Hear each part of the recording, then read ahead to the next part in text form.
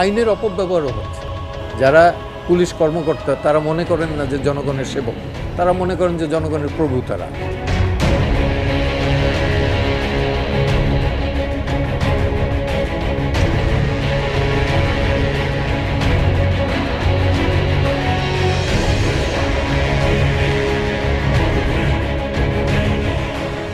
সর্বমহলে এটা জানিয়ে দেওয়া উচিত যে ৫৪ ধারায় কোন পরিস্থিতিতে পুলিশ গ্রেপ্তার করতে পারে এবং কোন পরিস্থিতিতে পুলিশ গ্রেপ্তার করলে সেই গ্রেপ্তার হবে বেআইনি।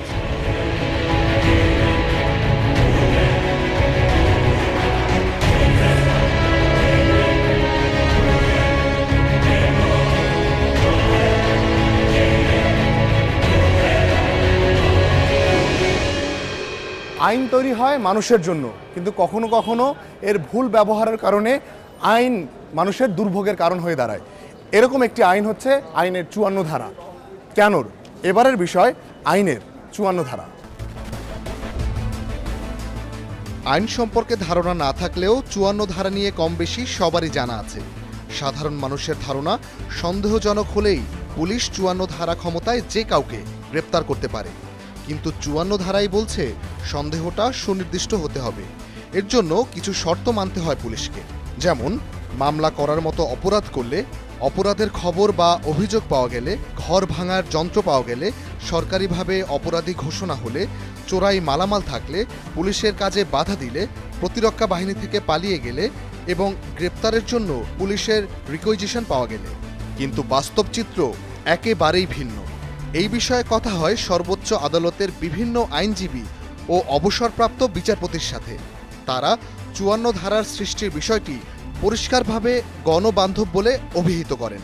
এই সন্দেহের ভিত্তিতে গ্রেপ্তার এটাকেই মানুষ ভুল বোঝে এবং ভুল ব্যাখ্যা করে এবং অপব্যবহার করে। আসলে এই যে সন্দেহটা, এই সন্দেহ হতে হবে যুক্তিসঙ্গত ভিত্তির উপর প্রতিষ্ঠিত।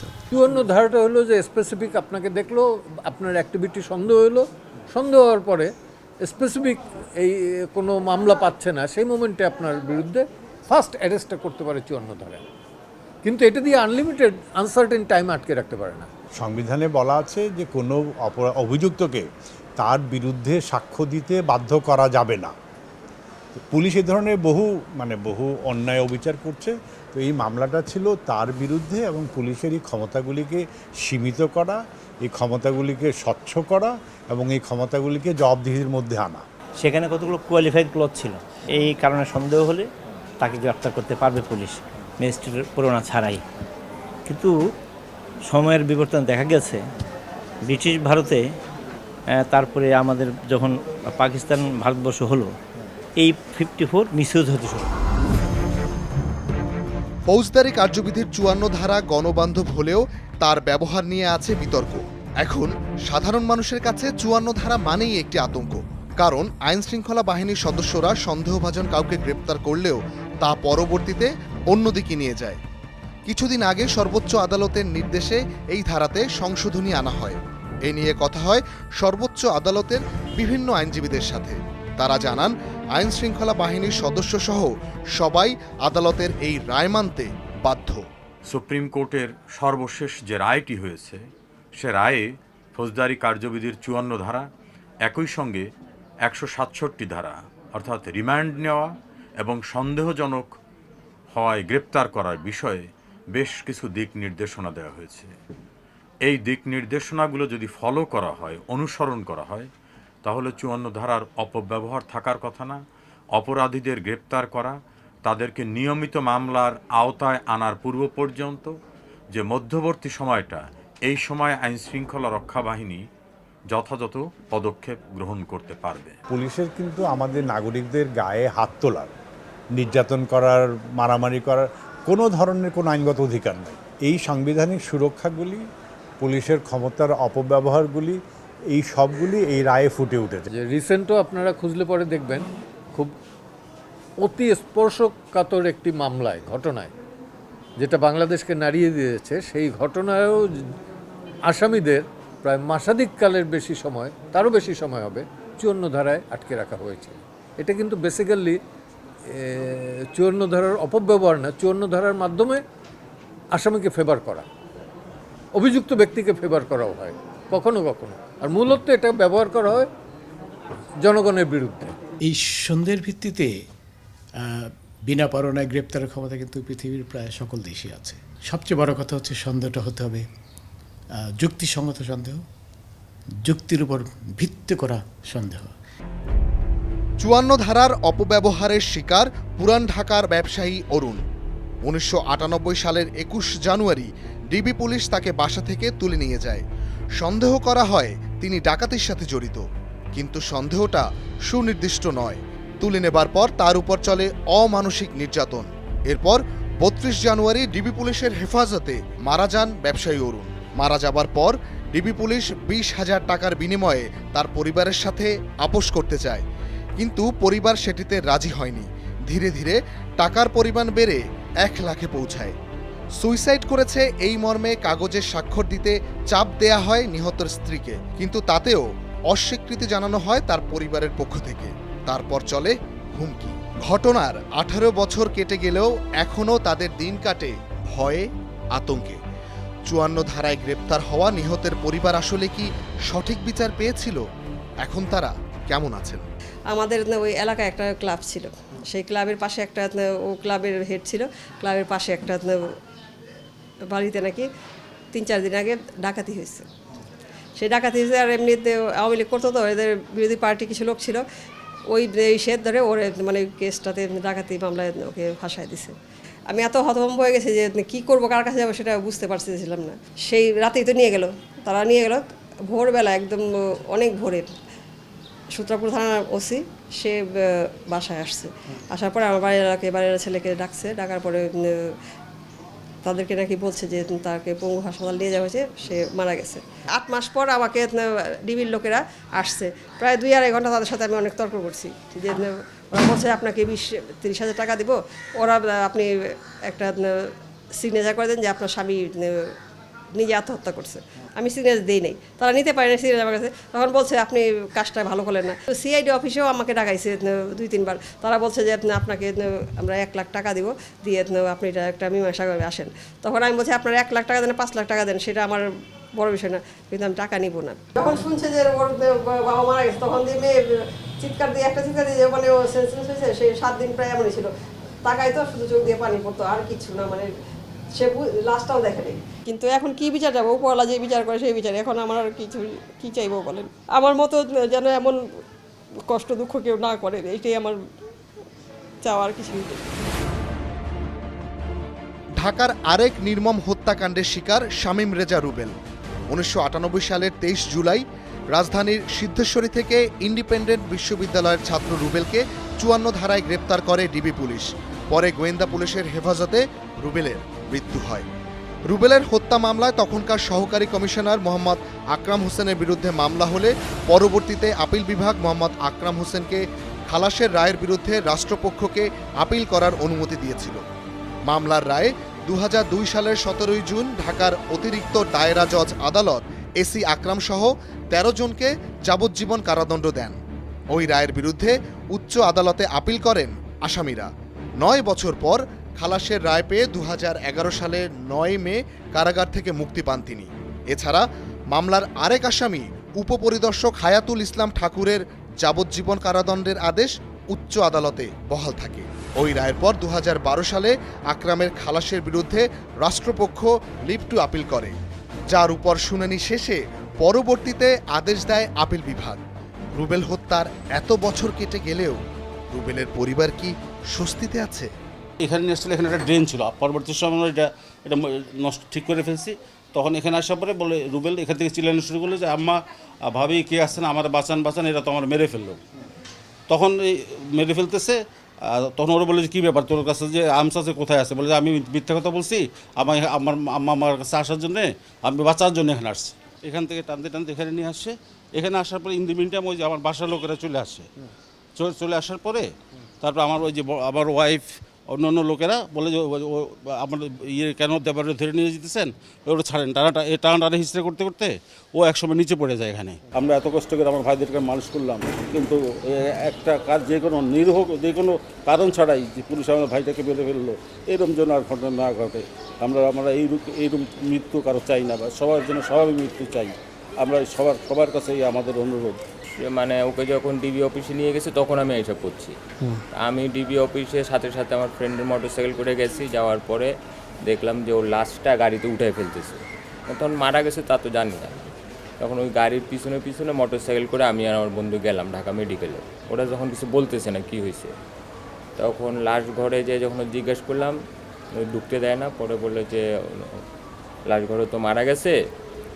তখন আমরা শিওর হইলাম যে সে মারা গেছে, কিন্তু ডিবি অফিস থেকে কিছুই বলা হয়নি যে সে মারা গেছে বা কি হয়েছে। বলছে অসুস্থ, তাকে মেডিকেলে পাঠানো হয়েছে। ওরা যখন শুনতে পারলো যে রুবেল বাঁচার জন্য এখানে আসছে, ওর কাছে কোনো অস্ত্র নাই, ওরা রাগান্বিত হয়ে যায়।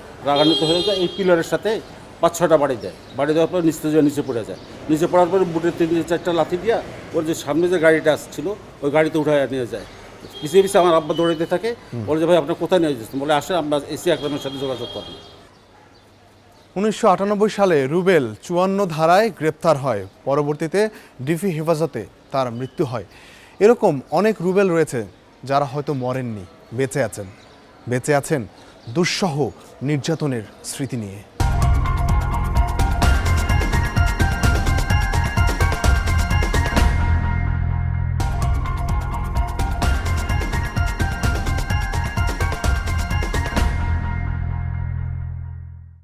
শুরুতে সহজ ধারা হিসেবে সৃষ্টি হয়েছিল আইনের 54 ধারাটি, কিন্তু আইন শৃঙ্খলা রক্ষাকারী বাহিনীর অপপ্রয়োগের কারণেই এটি জনমনে আতঙ্ক সৃষ্টি করে।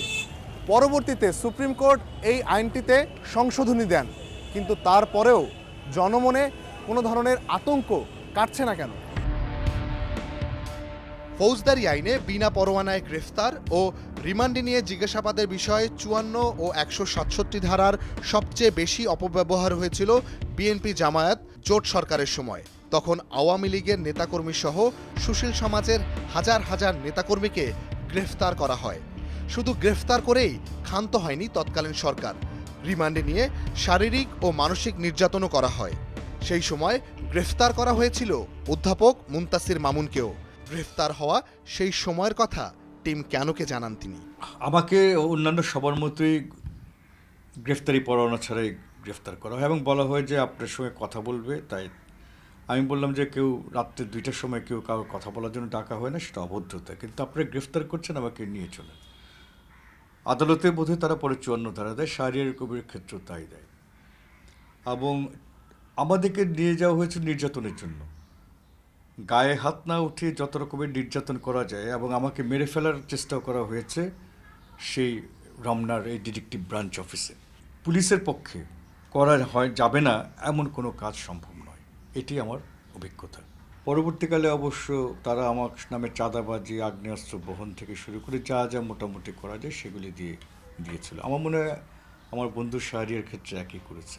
তাত্ত্বিক আলোচনা করে কিছুই করা যাবে না, বাস্তবিক কিছু না হলে আমরা কি করতে পারি সেটা দেখতে হবে। সেখানে সব মানুষ যদি সোচ্চার না হয় আমরা কোনো সুফল পাব না। শুধু রাজনৈতিক নেতাকর্মী বা সুশীল সমাজের লোকজনই নয়, 54 ধারার শিকার চট্টগ্রামের বাঁশখালী জেলার সীমা চৌধুরীও। 18 বছরের ওই তরুণীকে চট্টগ্রামের বাঁশখালীর গুনাগড়ি থেকে তুলে নিয়ে যায় থানা পুলিশ। পরে পুলিশের হেফাজতে ধর্ষণের শিকার হয় এবং তার মৃত্যু ঘটে। আইন শৃঙ্খলা বাহিনীর সদস্যদের এই পাশবিক আচরণে মেয়েকে হারিয়ে শোকে কাতর তার মা। সেই শোকে এখনো স্তব্ধ তিনি। আপনার মেয়েকে কারা হত্যা করেছিল? পুলিশই বাড়ি গেছে, কোথায় নাকি হইনি বাড়ি আইয়ের এই শহরের ওয়ার্তেন করি এবার ধরিয়ে লগিয়ে খরে লগিয়ে হইনি বাড়ি লাশ খানা চট্টগ্রাম মেডিকেল কলেজ হাসপাতালে। 54 ধারার ব্যাপারে সাধারণ মানুষকে সচেতন হবার কথা জানান সাবেক বিচারপতি শামসুদ্দিন চৌধুরী মানিক সহ একাধিক আইনজীবী। তারা বলেন, সাধারণ মানুষ ভোগান্তিতে পড়লে বা অকারণ নির্যাতনের শিকার হলে সাধারণ মানুষ পুলিশের বিরুদ্ধে কোনো রকম মামলা মোকদ্দমা করেন না, যার কারণে আইন শৃঙ্খলা বাহিনী 54 ধারাকে অপব্যবহার করে পার পেয়ে যাচ্ছে। জনগণ সচেতন হলে সাহস করে আইন শৃঙ্খলা বাহিনীর বিরুদ্ধে মামলা করলে আইনের অপব্যবহার কমে যেত। পুলিশ কেন, আদালতের নির্দেশনা মানতে রাষ্ট্র বাধ্য। রাষ্ট্র পরিচালিত হবে তা আইন, কনস্টিটিউশন, শাসনতন্ত্র এবং আদালতের দিক নির্দেশনা।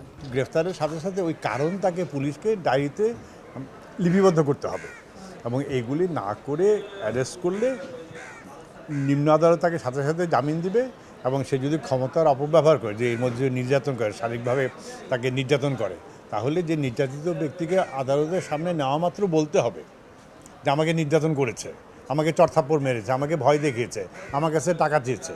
কথা হলো এইগুলি যদি ভুক্তভোগীরা না বলে তাহলে যে ক্ষমতার অপব্যবহার করে সে কখনো ক্ষমতার অপব্যবহার থেকে বিরত হবে না। ঢাকা বিশ্ববিদ্যালয়ের ছাত্র মোহাম্মদ আব্দুল কাদের 15 জুলাই 2011 সালে খালার বাসা থেকে রাতে বিশ্ববিদ্যালয়ের হলে ফেরার পথে সাদা পোশাকধারী আইনশৃঙ্খলা বাহিনীর সদস্যরা আব্দুল কাদেরকে আটক করে।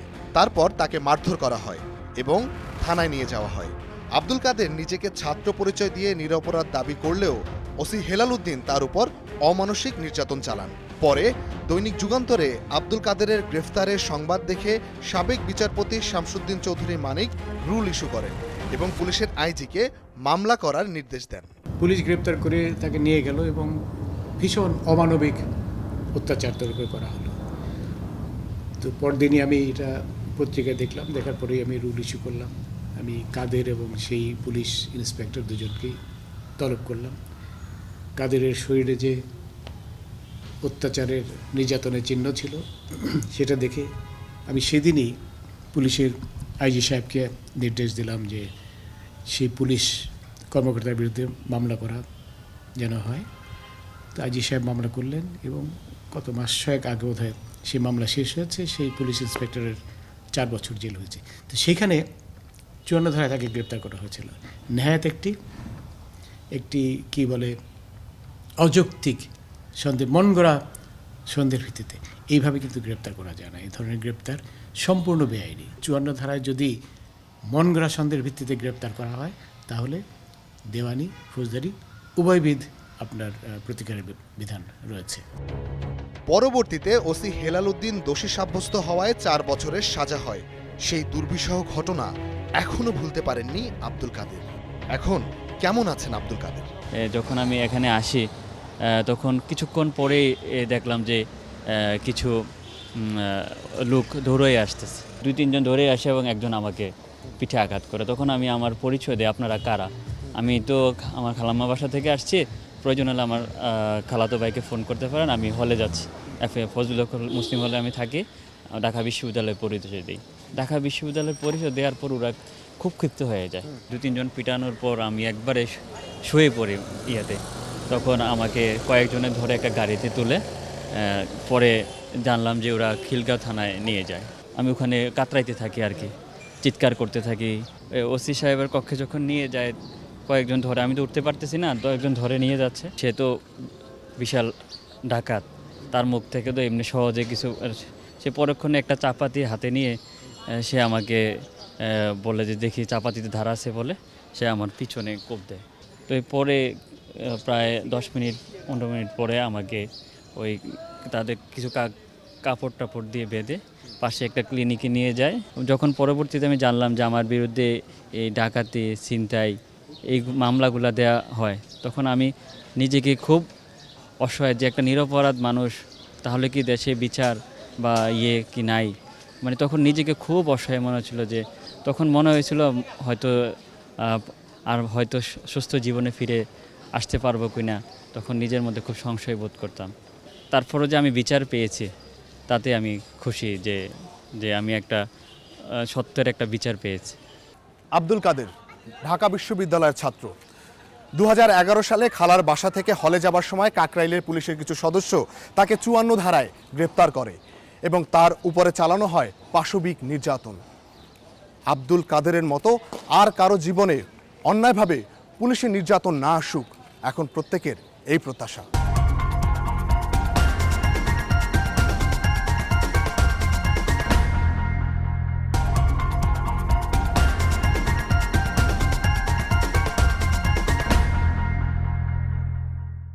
চলতি বছর সুপ্রিম কোর্ট ৫৪ ধারায় কিছু সংশোধনী এনে রায় প্রকাশ করেন।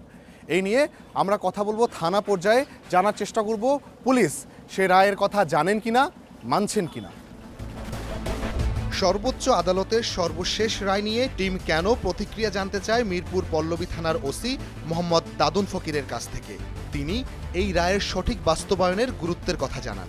আসলে আমরা অবশ্যই এটি আমরা অবগত আছি। এই রায়টি অনেক আগেই হয়েছে, মানে পূর্ণাঙ্গ রায়টা এখন বেরিয়েছে। কোনো ব্যক্তি আইনের ঊর্ধ্বে না, আইনের গণ্ডির মধ্যে সবাইকে থাকতে হবে। যদি আমি আইনের অপব্যবহার করি, অবশ্যই আমার বিরুদ্ধে বিধিমূলক ব্যবস্থা হবে। পুলিশ কর্মকর্তাদের বক্তব্য দেখেছি যে তারা বাস্তবায়ন করবেন। তা আমার কাছে যে তথ্য আছে তাতে এখনও মামলা না হওয়া সত্ত্বেও গ্রেপ্তার করে নিয়ে পুলিশ হেফাজতে আটক রাখা, কয়েকদিন পরে একটি মামলায় তাদেরকে আদালতে চালান দেওয়ার মতো সুনির্দিষ্ট তথ্য আমার কাছে আছে, যেটা জাতীয় মানবাধিকার কমিশনের কাছে অভিযোগ এসেছে।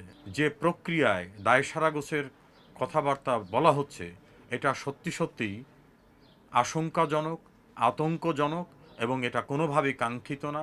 আইনের শাসনের সঙ্গে এটা সম্পূর্ণরূপে অসঙ্গতিপূর্ণ।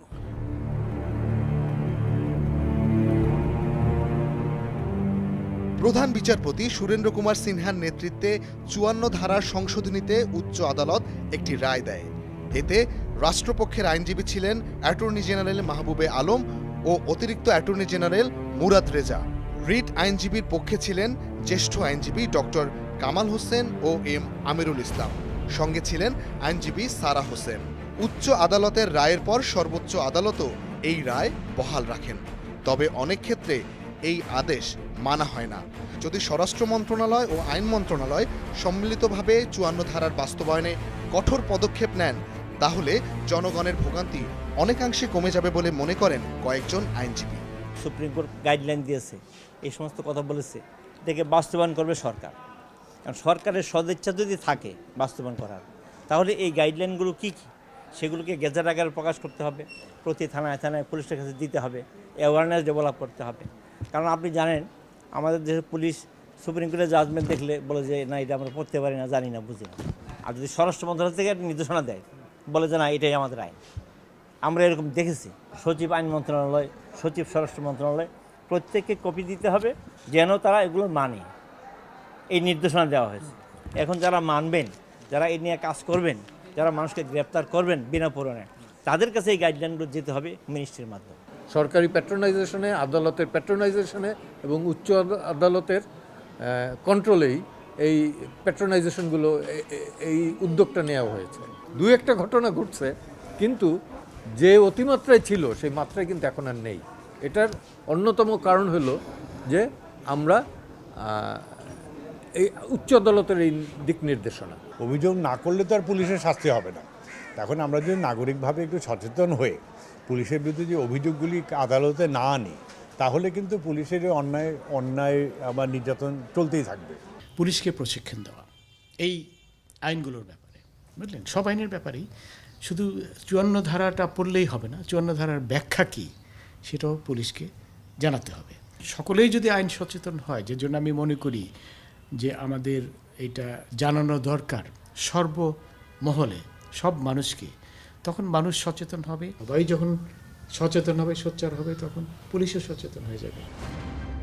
সম্প্রতি সর্বোচ্চ আদালতের ৫৪ ধারায় গ্রেফতারের ১০ নীতিমালা নিয়ে কথা হয় আইন ও সালিশ কেন্দ্রের ভারপ্রাপ্ত নির্বাহী পরিচালক মোহাম্মদ নূর খানের সাথে।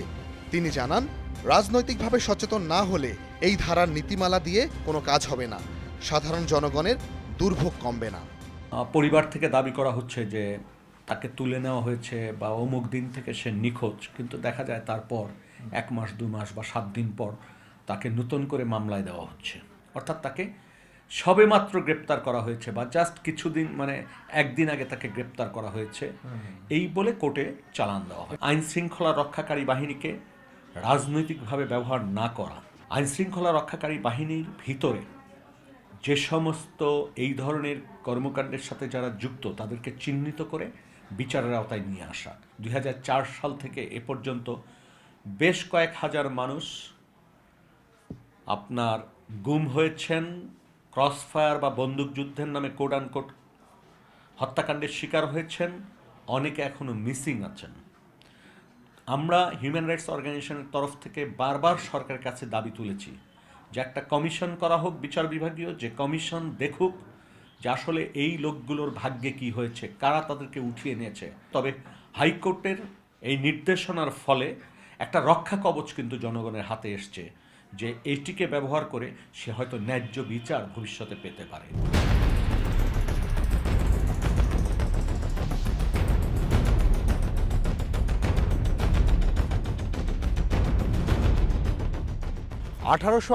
সালে সৃষ্ট ৫৪ ধারা আইনটিতে প্রথমে হাইকোর্ট এবং পরবর্তীতে সুপ্রিম কোর্ট সংশোধনী দেন।